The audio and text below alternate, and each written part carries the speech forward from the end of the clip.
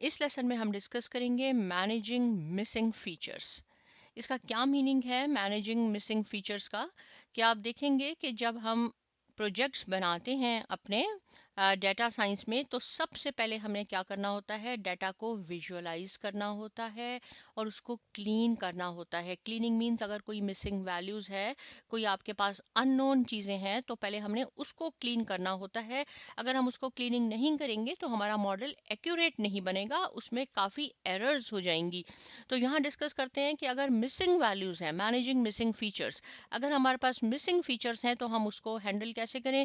यहाँ मैंने आपके लिए कुछ तरीके लिखे हैं, वन बाय वन मैं आपको बताऊंगी। सबसे पहले है रिमूव द रिकॉर्ड। इसका क्या मीनिंग है, देखिए यहाँ तो मैंने सिंपल 12 रिकॉर्ड्स बनाए हैं आपको सिर्फ समझाने के लिए कि सेल्स हमारे पास डिपेंडेंट वेरिएबल है, ये डिपेंड करती है एम्प्लॉय आईडी पे, एडवर्टाइजिंग पे, एज पे और एक्सपीरियंस पे, ये इंडिपेंडेंट फीचर्स हैं, राइट।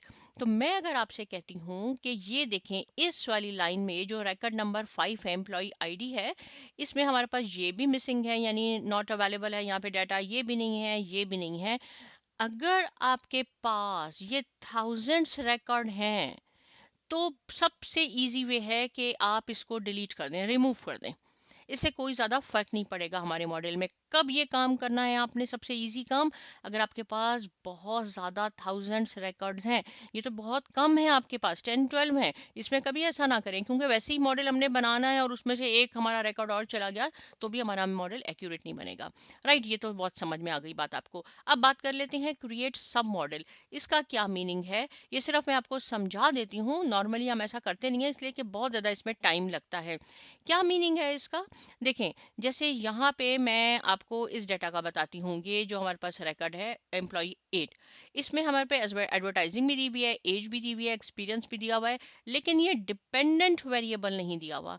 और नॉर्मली क्या होता है कि जब हम मॉडल तैयार करते हैं तो क्या होता है, यानी हम जब हम उसको ट्रेन करते हैं, तो हम क्या करते हैं, ये जो हमारे पास इंडिपेंडेंट फीचर्स हैं, ये 4, 1 2 3 4, ये भी देते हैं, और ये जो हमारे पास डिपेंडेंट है यानी एक्चुअल वैल्यू है, ये भी हम मॉडल को ट्रेनिंग में देते हैं। उसके बाद हम प्रिडिक्शन करते हैं। अब हमारे पास ये तो नहीं है, ये नहीं है, तो इट मीन्स कि हम ये 3 देंगे, मॉडल हम तैयार करेंगे, सॉरी, ये हम 4 इसको एट्रीब्यूट देंगे, यानी 8 भी दे देंगे, 24 भी दे देंगे, एडवर्टाइजिंग भी देंगे, उसके बाद 40 एज भी देंगे, एक्सपीरियंस भी देंगे। और ये जो आउटपुट जनरेट करेगा ये एक्चुअल नहीं होगी, ये प्रिडिक्ट होगी। तो यहाँ पे हम प्रिडिक्शन वैल्यू जो भी आएगी वो लिख देंगे। प्रिडिक्शन और एक्चुअल में क्या मैंने आपको बताया था कि प्रिडिक्शन और एक्चुअल मोर और लेस सेम, करीब करीब होनी चाहिए। जितना ज़्यादा डिफरेंस होगा उतना ज़्यादा हमारा एरर ज़्यादा होगा और हमारा मॉडल एक्यूरेट नहीं बनेगा। तो यहाँ आपने एक सब मॉडल तैयार करना है और जो इसकी प्रिडिक्शन वैल्यू आएगी वो आपने यहाँ लिखनी होगी, राइट। तो ये मैं आपको रेकमेंड कहूँगी कि ये कम यूज़ करें, अगर बहुत ज़रूरत है तो यूज़ करें, क्योंकि बहुत टाइम कंज्यूमिंग है, लेकिन आपको मालूम होना चाहिए। अब इसकी बात कर लेते हैं जो हम नॉर्मली ये मेथड यूज़ करते हैं, जो कि बहुत आसान है। या तो मीन ले लेते हैं, जैसे इस डाटा में हमारे पास ये मिसिंग वैल्यू है, तो आप इसमें से मीन ले लें, बहुत इजी हो जाएगा। इस सब को आपने ऐड करना है, मीन तो आपको मालूम है, राइट। और ये जितनी भी ऑब्जर्वेशन है उससे डिवाइड कर दें, जो आएगा आप यहाँ मीन लिख लें, या आप इसका मीडियन लिख लें। मीडियन क्या होगा, इस सब को आपने अरेंज करना है, लोएस्ट टू हाईएस्ट, पहले जितना भी डाटा है इसको आप अरेंज कर लें, और जो फिर उसकी सेंट्रल वैल्यू है वो आपका मीडियन होता है, राइट। ये भी हम काफ़ी बार डिस्कस कर चुके हैं।